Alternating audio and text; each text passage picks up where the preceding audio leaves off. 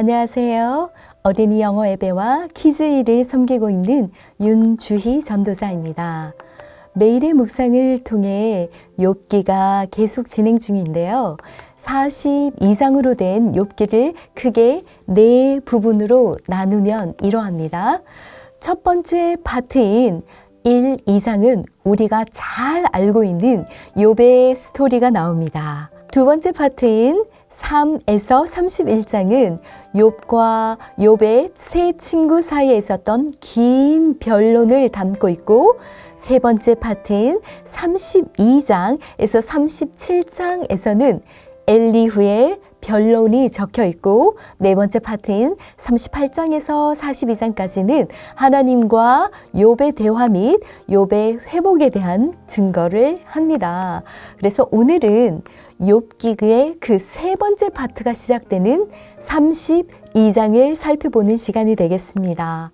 먼저 오늘의 말씀인 욥기 32장 1절에서 8절 말씀을 봉독해 드리겠습니다.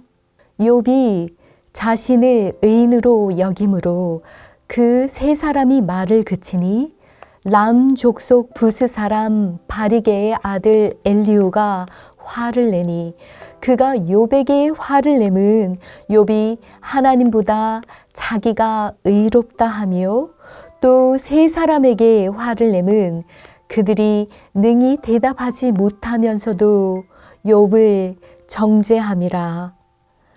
엘리후는 그들의 나이가 자기보다 여러 해 위임으로 욥에게 말하기를 참고 있다가 세 사람의 입에 대담이 없음을 보고 화를 내니라. 부스 사람 바리게의 아들 엘리후가 대답하여 이르되, 나는 연소하고 당신들은 연로함으로 뒷전에서 나의 의견을 감히 내놓지 못하였노라. 내가 말하기를 나이가 많은 자가 말할 것이요 연륜이 많은 자가 지혜를 가르칠 것이라 하였노라. 그러나 사람의 속에는 영이 있고 전능자의 숨결이 사람에게 깨달음을 주시나니. 아멘. 네, 오늘 본문인 욥기 32장에서 엘리후라는 새로운 인물이 등장합니다. 엘리후에 대한 평가는 신학자들 간에도 다양합니다. 욥기 42장 8절에서 하나님은 세 친구들에 대해서 우매하다, 옳지 못했다 라고 질책하셨지만, 엘리후에 대해서는 아무런 언급도 하시지 않으셨기 때문에 그의 변론이 합당한 것이었는지 아니면 새 친구들의 변론과 같이 무익한 것이었는지에 대한 다양한 의견들이 있습니다. 앞으로 일주일 동안 진행될 매일의 묵상을 통해 여러 목회자님께서 엘리후의 변론을 잘 설명해 주시리라고 생각됩니다. 오늘은 첫날이므로 32장의 구조와 엘리후는 어떤 인물이었는가부터 말씀드릴까 합니다. 32장의 구조는 1절에서 5절에서 엘리후가 어떤 사람인지를 소개하고, 6절에서 14절에서는 엘리후가 나이가 어름에도 불구하고 왜 이 논쟁에 참여할 수밖에 없었는지를 이야기합니다. 그리고 마지막 15에서 22절에서는 이 논쟁을 향한 엘리후의 심정을 드러냄으로써 앞으로 엘리후의 주장이 펼쳐질 것을 예고하고 있습니다. 자, 그렇다면 엘리후는 어떤 인물일까요? 먼저 엘리후라는 이름의 의미는 하나님이시다, 그는 입니다. 엘리후는 욥기에 나오는 등장인물 중 유일하게 족보가 소개되어 있는 인물입니다. 2절을 보면 람 족속 부스 사람 바리게의 아들 엘리후라고 소개하고 있습니다. 이 족보를 제시함으로써 이 사람이 주요 인물이라는 것을 알려주는 동시에 이 욥기에 나오는 이야기가 교훈을 주기 위한 어떤 비유의 이야기가 아니라 역사적으로 실존했던 인물이라는 것을 알려주는 장치이기도 합니다. 그러면 엘리후가 왜 32장 이전에는 한마디도 하지 않다가 갑자기 나타난 것처럼 보일까요? 그가 말한 내용을 요약하자면 나이가 어린 그로수는 나이 많은 사람들 앞에서 먼저 의견을 내는 것은 예의에 어긋난다고 생각했고, 또 연륜이 많은 자가 지혜를 가르쳐야 한다라고 생각했기 때문에 욥과 세 친구가 긴 대화를 하는 동안에는 참으며 듣기만 하였다고 했습니다. 하지만 젊은 사람이라도 이제 할 말은 해야 되겠다라고 생각해서 그는 그의 변론을 시작합니다. 그러면 그가 제시한 그 이유는 무엇일까요? 나이가 많다고 해서 다 지혜로운 것은 아니라는 것을 깨닫게 되었기 때문이고, 또한 젊은 사람에게도 영이 있고 전능자의 숨결이 깨달음을 준다라는 것을 알았기 때문입니다. 하나님께서는 사람을 만드신 후 그 코에 생기, 즉 숨결을 불어넣으셔서 생명을 가진 사람이 되었습니다. 그러므로 하나님의 숨결을 가진 사람들은 하나님께서 주시는 지혜가 있습니다. 사람의 영혼 속에 하나님이 주시는 통찰력은 인생의 연륜에서 얻어지는 그런 일반적인 지혜보다 우월합니다. 그러므로 나이와 상관없이 성령의 감동에 의하여 말을 할 때 우리는 귀를 기울여야 할 것입니다. 사무엘이 비록 어렸지만 그가 하나님의 말씀을 받은 후에는 늙은 제사장 엘리도 그의 말을 듣기를 원했던 것을 우리는 잘 알고 있습니다. 그러면 우리는 어디에서 지혜를 얻고 어디에서 깨달음을 얻을 수 있을까요? 당연히 바로 성경입니다. 성경은 전능자의 숨결로 된 것입니다. 바울은 디모데후서 3장 16절에서 성경은 하나님의 감동으로 된 것이라 라고 말을 합니다. 성경을 통해 전능자의 뜻을 깨달아야 하고 성경 말씀을 통해 고난의 참된 의미를 깨달을 수 있습니다.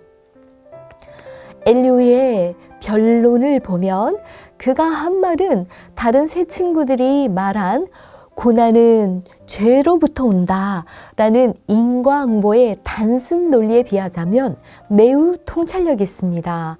그는 고난을 이해하는 데 있어서 전혀 다른 관점을 제시합니다. 엘리후는 하나님께서 욥을 연단하기 위한 목적으로 고난을 주고 있다라는 것을 제시하기도 합니다. 그래서 많은 학자들이 엘리후의 변론 부분인 이 32장에서 37장은 38장에부터 나올 하나님의 말씀을 예표한다라고도 말하고 있는 것입니다. 그러나 엘리후도 완벽한 사람은 아니었습니다. 먼저 그의 변론의 동기와 태도를 보겠습니다. 2절에서 5절을 보면 이 네 구절을 통해서 엘리후는 화를 내었다라는 말이 4번이나 나옵니다. 엘리후는 욥과 그 친구들의 이야기를 오랫동안 듣다가 어느 순간 격한 감정으로 분노하였습니다. 그는 욥과 세 친구들에게 매우 화가 나서 그의 발언을 시작했던 것입니다. 그가 한 말은 대부분 다 옳은 것 같은데 왜 그 말을 들은 욥의 마음은 더 쓰라려 오는 것일까요? 그것은 사람의 옳은 말이 다른 사람을 위로하거나 그 사람을 바꾸거나 변화를 주지 못하기 때문입니다. 가끔씩 우리는 옳은 충고를 해줌으로써 사람을 바꾸어 보려고 하지만 오히려 반목과 다툼만 있을 뿐입니다.